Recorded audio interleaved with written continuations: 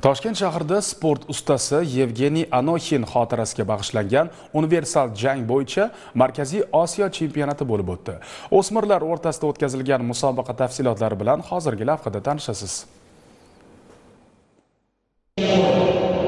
Chempionatning ochilish marosimida bayroqlari olib kirildi. Rasmiy mehmonlarning tabrik so'zlari yangradi. Tadbir davomida universal jangning yoshlarni jismonan va ma'nan chiniqtirishdagi ahamiyati ta'kidlanib, ushbu sport turining mamlakatimizda tobora ommalashib borayotgani qayd etildi.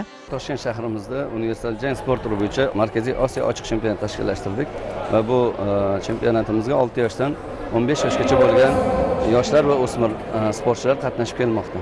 Maqsadimiz shu yoshlarni vatanparvarlik ruhida tarbiyalash.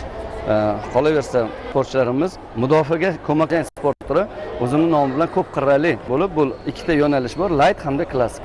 Bu yoshlar travma, jarohat olmasligi sababli hozirda light yo'nalishini yoshlar o'smirlar o'rtasida o'tkazmoqdamiz. Klassik yo'nalishi kattalar o'rtasida bo'lib o'tadi. Bu qo'l oyoq urish bo'ladi.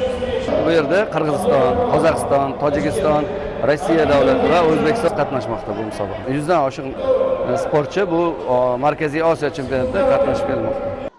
Musobaqa doirasida sportchilar yuqori mahorat va mustahkam irodani namoyon etishdi. Shuningdek, Milliy gvardiya hamda jang san'ati ustalarining ko'rgazmali chiqishlari chempionatga yanada ko'tarinki ruh bag'ishladi. Bellashuvlar yakunida g'olib va sovrindorlar munosib taqdirlandi. Bunday xalqaro musobaqa o'rtasida sog'lom turmush tarzini targ'ib qilish, tajriba almashish va universal jang sport turini yanada rivojlantirishda muhim ahamiyat kasb etadi. Muqaddamxon Salimova, Avazxon Mo'minov, Poytaxt.